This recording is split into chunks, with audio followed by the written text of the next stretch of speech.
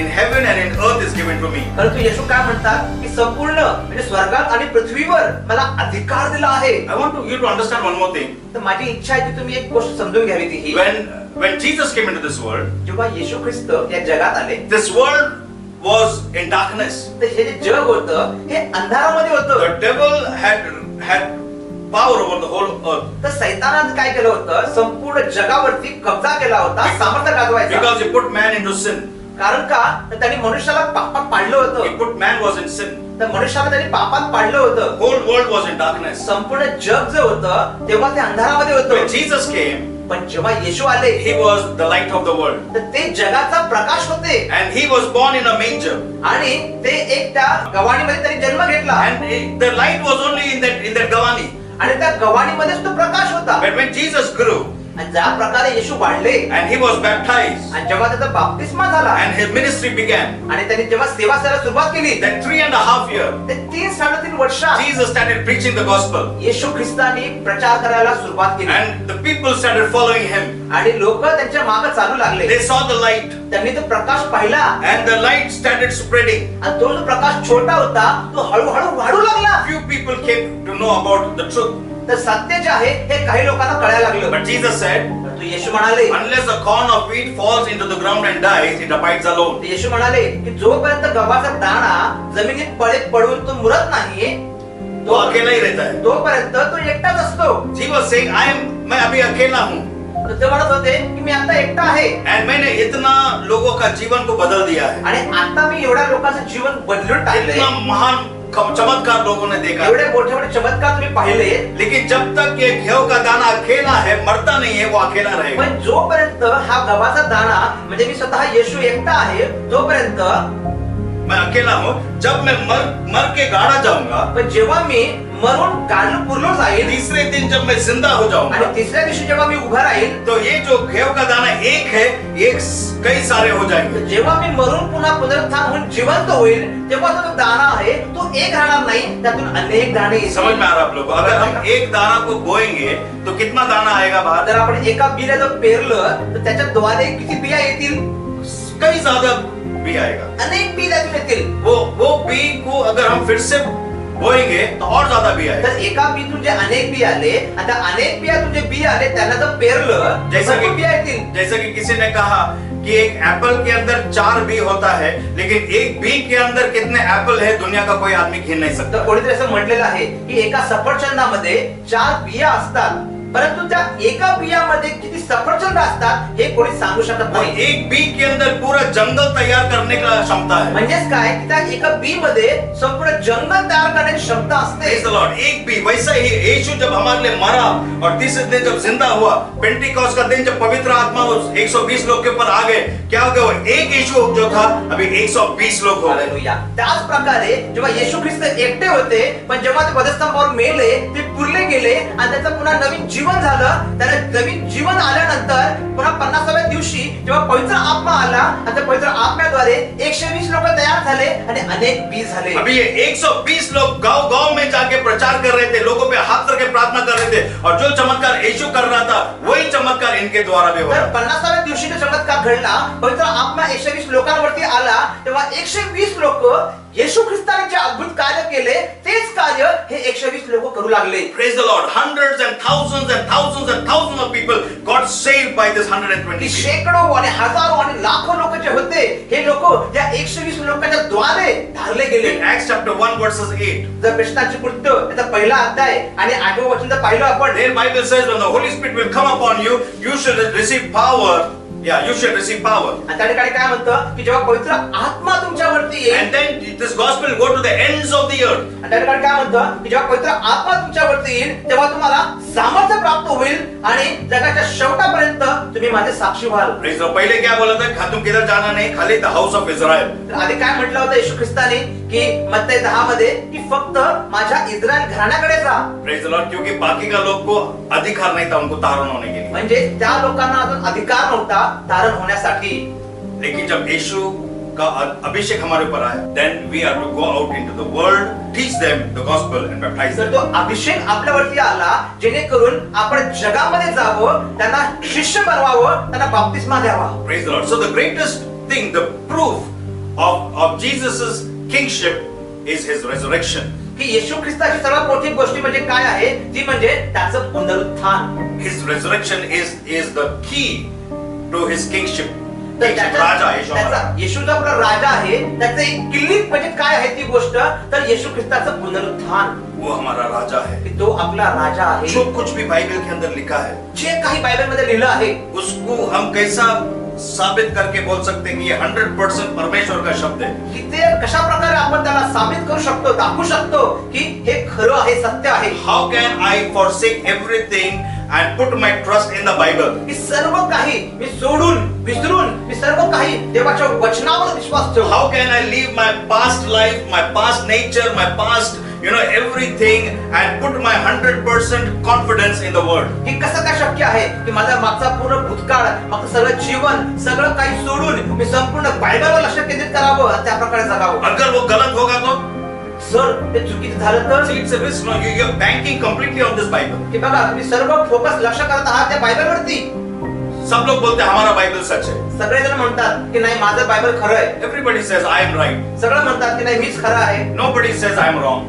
कोणीही म्हणत नाही की मी चुकीचं आहे. Everybody says you're wrong and I am right. प्रत्येक जण म्हणतं तू चुकीचा आहे आणि मी बरोबर आहे. But how can I believe in the Bible? परंतु मी कशा प्रकारे की या बायबलवर विश्वास ठेवू? What is the proof that this Bible is authentic? तर याचं हे सबूत काय आहे, पुरावा काय आहे की बायबल सत्य आहे? This was the question before me when I had to make a decision to follow Jesus. तर जेव्हा मी निर्णय घेतला होता येशू ख्रिस्ताच्या मागे चालण्याचा, तेव्हा माझ्यासमोर हा प्रश्न होता कि मैं इस बाइबल में मेरा पूरा 100% जीवन निर्भर करने वाला हूँ.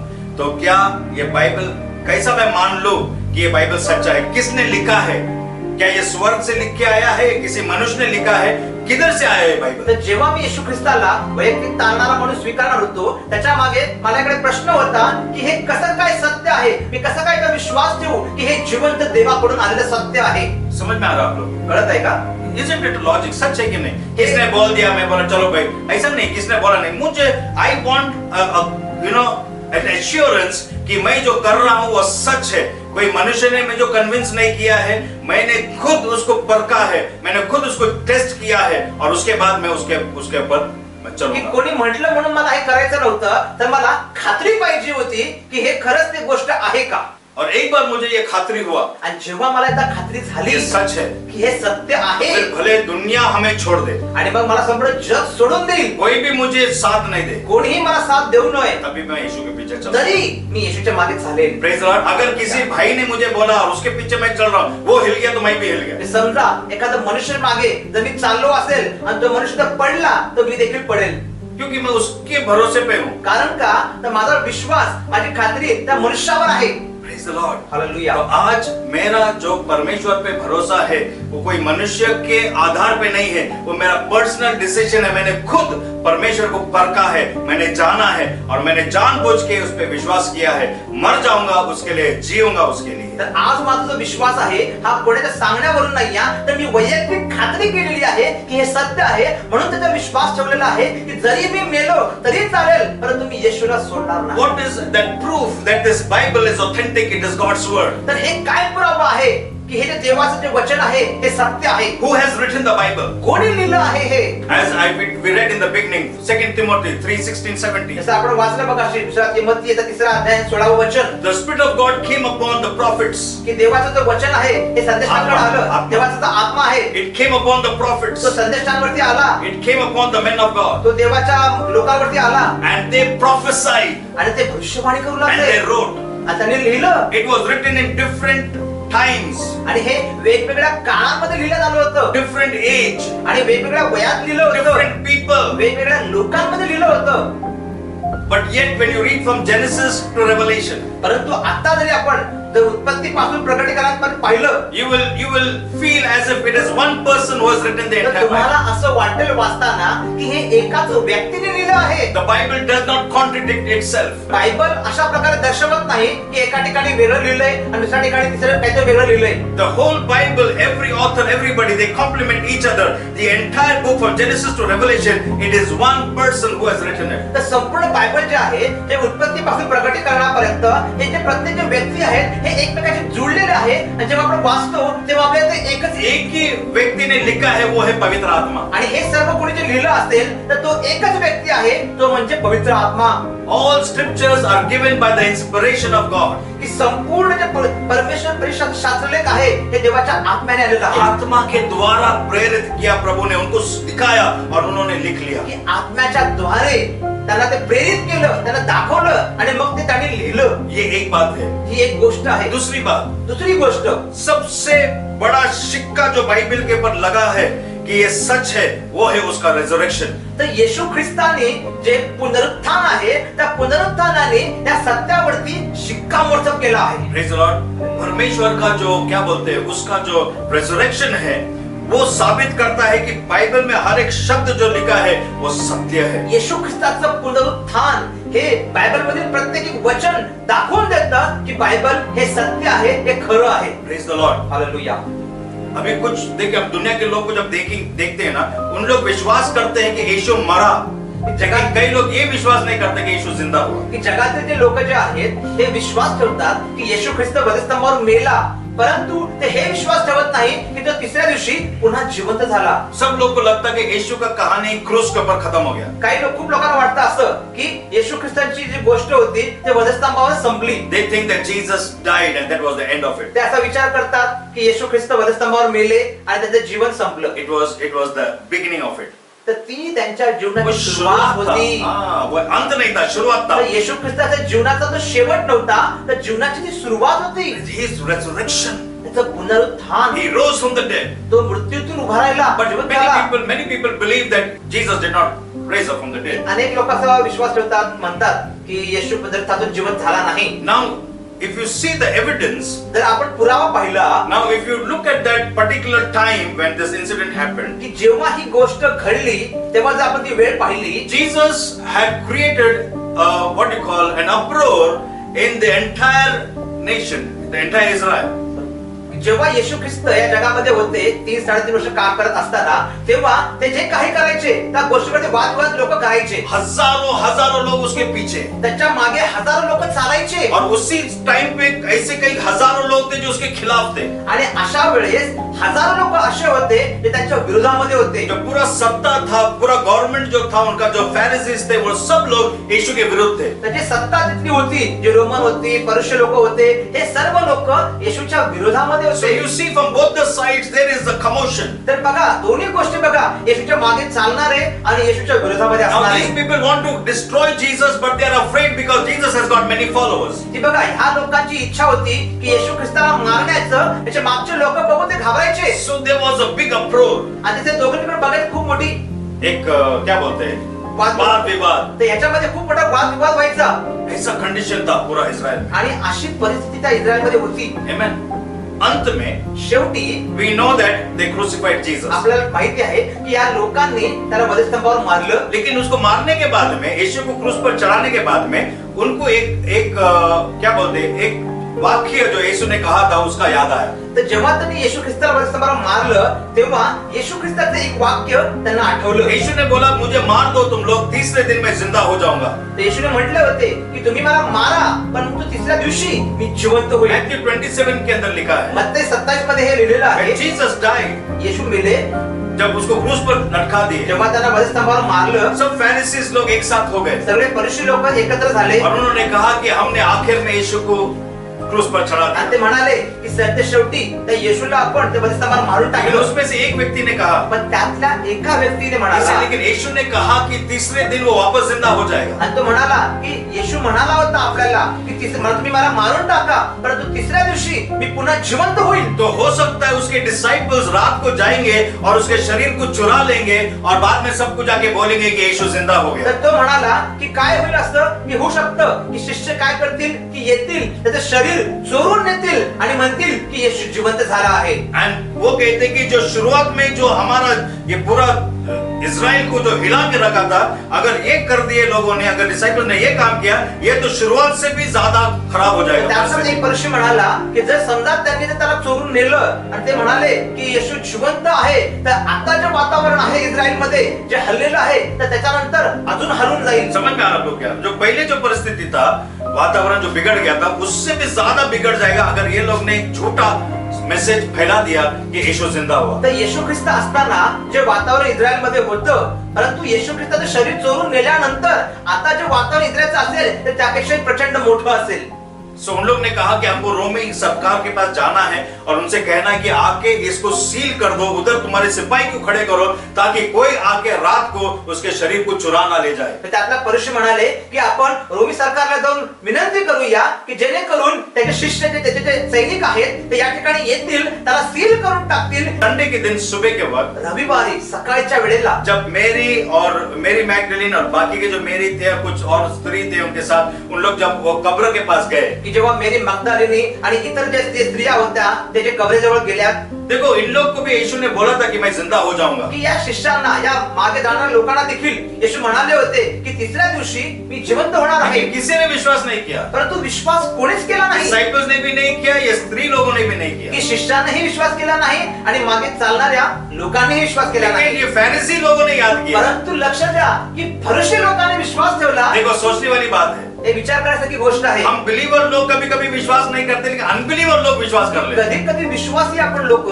विश्वास ठेवत नाही, परंतु अविश्वासी लोक ही विश्वास ठेवतात। उन लोग ने बोला भाई यीशु ने कहा था वो एक दिन जिंदा हो जाएगा। की ते म्हणाला परुषी की येशू म्हणाले होते की एके दिवशी तिसऱ्या दिवशी मी जिवंत होईल। So when they went over there, जेव्हा ते तिथे गेले तो उन लोग ने अभी विचार कर रहे थे। If you read in Mark chapter 16:3, वहां पे उन लोग बैठ के एक दूसरे को देख के बोल रहे थे अभी इतना बड़ा पत्थर इसको कौन हटाएगा। की मार्क 16 मध्ये पाहिलं आपण तिथे लिहिलेलं आहे की हे जे कबर आहे 16:3 मध्ये ही जी कबर आहे याच्यावर मोठा दगड आहे, त्याला कोण काढेल, कौन निकालेगा पत्थर। की त्याच्या समोर जे तोंड आहे ते कोण काढेल। लेकिन अभी तक क्या हो गया, यीशु ऑलरेडी बाहर निकल गया है। की बघा काय झालं होतं, त्याच्या आधीच येशू बाहेर येऊन गेला होता। क्योंकि यीशु को बाहर निकलने के लिए पत्थर को हटाने का जरूरत नहीं है। तर येशूला त्यातून बाहेर येण्यासाठी दगडाला कोणी बाजूला करण्याची गरज नाहीये। Because now he's got a resurrected body. कारण आता जे त्याचं शरीर आहे ते पुनरुत्थान शरीर आहे। He can walk even through the wall. तर तो आहे तो भिंतीतून देखील जाऊ शकतो। Praise the Lord. He does. There's nothing that can hold him now. तर त्याला कोणीही थांबू शकत नाही, कारण ते पुनरुत्थान शरीर आहे। So Jesus has already come out. He's already resurrected. तर येशू ते येण्याच्या अगोदरच पुनरुत्थान झाले होते। But then the angel comes and moves the stone, not for Jesus to come out, but for the ladies to go inside and examine and see that their Jesus is risen. मजेशीर गोष्ट काय आहे या ठिकाणी की आता देवदूत त्या ठिकाणी आहेत, तर येशू ख्रिस्ताने बाहेर यावं म्हणून त्या ठिकाणी ते थांबले नव्हते, तर त्या स्त्रियांनी आत जाऊन पाहावं म्हणून त्या ठिकाणी थांबले होते। Praise the Lord. Hallelujah. And when they go inside, they see that Jesus is alive. जेव्हा त्यांनी आतमध्ये पाहिलं जाऊन की अरे नाही इथे येशू नाहीये, म्हणजे येशू जिवंत आहे, He rose from the dead. तर मृत्यूमधून जिवंत झाला आहे। The whole book of Acts, संपूर्ण प्रेषितांचं पुस्तक if you read, जर आपण वाचलं, the disciples went out preaching that Jesus was resurrected from the dead. तर संपूर्ण पुस्तकामध्ये शिष्यांनी एकाच गोष्टीवर भर दिलेला आहे, तो म्हणजे काय आहे की येशू पुनरुत्थानित झालेला So आहे। every time when they preached and said that Jesus rose from the dead, जेव्हा जेव्हा त्यांनी प्रचार केला की येशू मेलेल्यातून जिवंत झाला आहे, it was like a slap on the Roman government. तर हे Roman एक government. प्रकारचं चापट किंवा मार होता त्या लोकांसाठी, रोमी सैनिकांसाठी। Okay, जितने भी लोग फैरिसी, जितने भी लोग ने यीशु को क्रूस पर चढ़ा के मार दिया था, उनके लिए एक शर्म की बात था, क्योंकि उन लोगों ने यीशु को मारा था। की हे जे रोमी सैनिक होते, जे परुषी लोक होते, ज्यांनी येशू ख्रिस्ताला वधस्तंभावर मारलं, त्या लोकांसाठी एक लज्जास्पद गोष्ट होती की जेव्हा हे प्रचार करायचे की येशू मेलेल्यातून जिवंत झाला। ये चीज को रोकने के लिए तर ह्या गोष्टींना थांबवण्यासाठी एक ही चीज करना था, एकच गोष्ट करायची रोमी होती सरकार को। रोमी सरकारला। इनको जाके यीशु का शरीर जहाँ है उसको ढूंढ के निकालना है।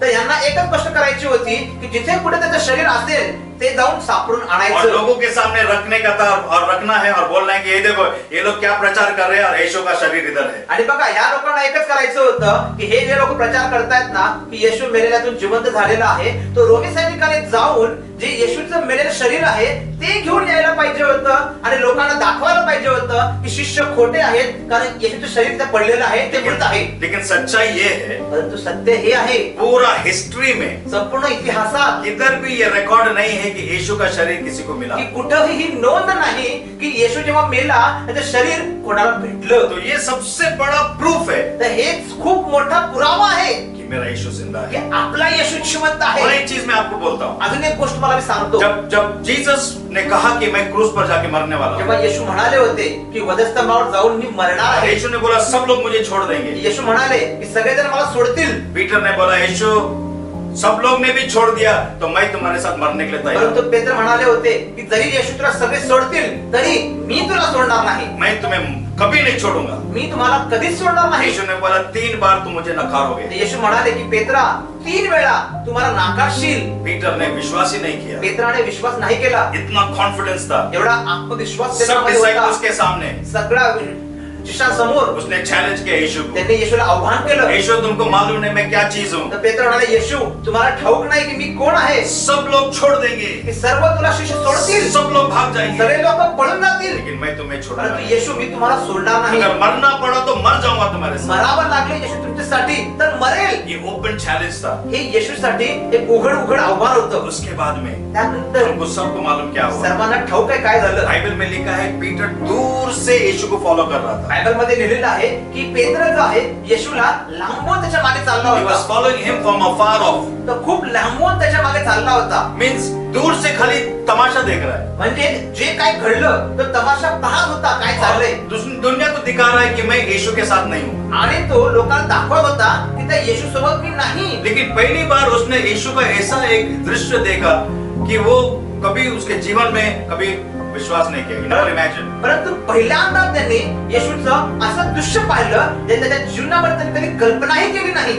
वो पूरी तरीके से डर गया था। आणि जेव्हा पाहिलं तो घाबरला. ये यीशु जो अधिकार से चलता था, अधिकार से प्रचार करता था, जिंदों को मरे हुए लोगों को जिंदा करता था, लंगड़ों को चलाता था, अब वो यीशु के ऊपर लोग थूक रहे हैं, उसको खून कर दिए, उसको मार रहे हैं, उसको मजाक उड़ा रहे हैं, उसका ठट्टा कर रहे हैं। अभी वो उसको विश्वास ही नहीं हो रहा कि ये वही यीशु है। की पहा पेत्राला आता आहे ना खूप मोठा धक्का लागला होता की हा तोच येशू आहे का जो अधिकाराने सगळं कार्य करायचा, लोकांना बरं करायचा, शैतानं काढायचा, आणि आज त्याच येशू सोबत लोक थुंकत आहेत, त्याला मारत आहेत. यीशु बहुत दूर है, येशू खूप लांब आहे ये बहुत दूर से देख रहा है। आणि पेत्र लांबून पाहत आहे. इतने में एक आती है और एक छोटे से बच्चे आके बोलते हैं अरे ये भी तो यीशु का फॉलोअर है। आणि तेवढ्यात एक जण जवळ येतो आणि म्हणतो हा देखील येशूचा शिष्य आहे. इसे नहीं नहीं, आणि पेत्र म्हणतो नाही. मैं यीशु को तो जानता ही नहीं हूँ। आणि पेत्र म्हणतो नाही नाही मी कोण त्याला आहे ओळखत येशू? नाही. कोण आहे येशू? He denied Jesus। येशूला नाकारलं तीन पेत्राने. बार. 3दा. तीसरी बार जब उसने डिनाई किया, जेव्हा पेत्राने तिसऱ्यांदा त्याला नाकारलं, इतना दूर यीशु था, एवढा लांब येशू होता he could not hear him audibly। की बघा येशू ख्रिस्त पेत्राचे शब्द ऐकू शकत नव्हता. फिर भी आत्मा में यीशु को मालूम था क्या चल रहा तरी है। पण आत्म्यामध्ये येशूला ठाऊक होतं की पेत्रासोबत काय चाललं आहे. जैसा उसने कहा, ज्या क्षणाला पेत्र तिसऱ्यांदा बोलला, बाइबल में लिखा है बायबल मध्ये लिहिलंय यीशु पलट के पीटर की ओर, वो गर्दी में से उसकी ओर नजर मारा। की तिसऱ्यांदा जेव्हा पेत्राने येशूला नाकारलं आणि एवढ्या गर्दीमध्ये येशू ख्रिस्ताने त्या पेत्राकडे पाहिलं. तो पीटर ऐसा बोल रहे नहीं मैं यीशु को नहीं जानता हूँ, और जैसा उसने यीशु की तरफ देखा तो यीशु उसके तरफ देख रहा की था। जेव्हा पेत्राने म्हटलं की नाही त्या येशूला मी ओळखत नाही, त्या क्षणी येशू ख्रिस्ताने पेत्राकडे नजरेने पाहिलं. जैसा उसने देखा, ऐसा बोलते बोलते देखा तो यीशु भी उसके तरफ देख रहा था। वो बात उसको चुप गया। जेव्हा त्यांनी तिसऱ्यांदा नाकारलं आणि नाकारत असताना येशूकडे पाहिलं, ती गोष्ट त्याला लागली. उसने बोला मेरा जैसा मूर्ख कोई नहीं है। आणि पेत्र स्वतःलाच बोलला की माझ्यासारखा मूर्ख कोणी नाही. मेरा मास्टर, मेरा राजा, मेरा परमेश्वर को मैंने डिनाई किया। मी माझ्या देवाला, माझ्या राजाला, माझ्या परमेश्वराला मी नाकारलं. सब लोग मुझे क्षमा कर देंगे लेकिन मैं अपने आप को क्षमा नहीं करूंगा। सगळे लोक मला क्षमा करतील परंतु मी स्वतःला क्षमा नाही करू पूरी शकत. तरीके से टूट गया था। तो संपूर्ण तुटला होता. समझो अभी ये सब डिसाइपल्स यीशु के पीछे चल रहे थे, रोज चमत्कार, मिरेकल्स, साइंस, वंडर्स हो रहा है, अपना धंधा, काम धंधा सब छोड़ दिए। अभी यीशु ने उनको छोड़ दिया। की बघा जे लोक येशूच्या मागे चालत होते, सगळं जीवन सोडून, काम, व्यवसाय सगळं सोडून येशूच्या मागे चालायचे, आता येशू त्यांना सोडून चाललाय. अभी आता ऐसा परिस्थिति में अशा परिस्थितीत, तुमको लगता है ये डिसाइपल जाके प्रीच कर सकते कि यीशु जिंदा हुआ? अशा परिस्थितीमध्ये हे लोक जाऊन प्रचार करू शकतात का की येशू जिवंत आहे? लोग हंसेंगे नहीं उनके ऊपर? लोक हसणार नाही का? पहली बात तो पीटर को इतना शर्म आ रहा था, उसने यीशु को डिनाई किया। पहिली गोष्ट म्हणजे काय आहे, पेत्राला एवढी लाज वाटत होती कारण त्याने स्वतः येशूला नाकारलं होतं. उसने बोला चलो हमारा जो काम धंधा है पहले का वही काम शुरू कर देंगे। कदाचित तो म्हटला असेल की चला आता येशू नाहीये, आपण जे काम व्यवसाय करायचो ते चालू करूया. लेकिन वही डिसाइपल्स परंतु ते शिष्य जब उनके ऊपर पवित्र आत्मा आया, त्यांच्यावर पवित्र आत्मा आला, इनके इनके अंदर इतना अभिषेक और सामर्थ्य, आणि त्याच्यावर एवढं अभिषेक आणि सामर्थ्य आलं गली गली गांव गांव में जाके की प्रत्येक गल्लीमध्ये गावात जाऊन प्रचार करने लगे, हे प्रचार करू लागले यीशु जिंदा हुआ की येशू जिवंत झालेला आहे. तुम लोगों ने यीशु को मार दिया है, लेकिन हमारा परमेश्वर ने यीशु को वापस जिंदा की कर तुम्ही आमच्या येशूंना मारलं, परंतु आमच्या परमेश्वराने त्याला तिसऱ्या दिवशी पुन्हा जिवंत केलं. That is the gospel. हीच ती सुवार्ता आहे. Jesus is saying, येशू म्हणाले, now all authority and all power is given unto me. तर येशू म्हणाले की आता संपूर्ण अधिकार आणि सामर्थ्य मला देण्यात आलं आहे. मैं तुम्हारे साथ खड़ा हूँ, तर आता मी तुमच्या सोबत उभा मैं आहे. वो अधिकार तुम्हें दे रहा तर हूँ. जो अधिकार मला आलेला आहे तोच तुम्हाला मी देत आहे. जो पवित्र आत्मा तुम्हारे पर आया है, जो पवित्र आत्मा तुमच्यावर आला आहे उसको लो त्याला घ्या और जाओ गली गली में आणि जा प्रत्येक गावागावामध्ये और लोगों का सुसमाचार सुनाओ. लोकांना सुवार्ता सांगा. हाथ रख के प्रार्थना करो. लोकांवर हात ठेवून प्रार्थना When करा. the Spirit of God will come upon you, you shall receive power. जेव्हा देवाचा आत्मा पवित्र आत्मा तुमच्यावरती येईल तेव्हा तुम्हाला सामर्थ्य प्राप्त होईल. Praise the Lord. That is the authority that God has given us. हीच तो अधिकार आहे जो देवाने आपल्याला दिलेला आहे. Say thank you, Jesus. म्हणा धन्यवाद येशू. You are called with a purpose. देवाने उद्देशासाठी तुम्हाला बोलवलेलं एक आहे. उद्देश्य है, तुम्हें परमेश्वर ने तुम्हें एक उद्देश्य के द्वारा बनाया है. एक उद्देशासाठी देवाने तुम्हाला बनवलेलं आहे. Praise the Lord. Hallelujah. और जब तक तुम सही वातावरण में नहीं आओगे, तुम्हारा अंदर का पोटेंशियल बाहर नहीं निकलेगा. जोपर्यंत तुम्ही योग्य वातावरणामध्ये येणार नाही तोपर्यंत तुमच्या आतमध्ये जी काही क्षमता आहे त्याचा उपयोग होणार नाही. Praise the Lord. और वो Hallelujah. परमेश्वर तुम्हें बदलना चाहता है. परमेश्वराची इच्छा आहे तो तुम्हाला बदलू शकत आहे. तुम्हारे जीवन में कार्य करना चाहता त्याची है. इच्छा आहे की तुमच्या जीवनात कार्य वो करावं. दुनिया को ये दिखाना चाहता है कि उसका हाथ तुम्हारे जीवन पे है. देवाला दाखवायचं आहे की देवाचा हात तुमच्या जीवनावरती आहे. Thank you, Jesus. God धन्यवाद. wants to show that He is standing with you. देवाला दाखवायचं आहे की देव तुमच्या बरोबर उभा आहे. Praise the Lord. Let us close our eyes. आपण आपले नेत्र बंद करूया. Thank you, Father. धन्यवाद.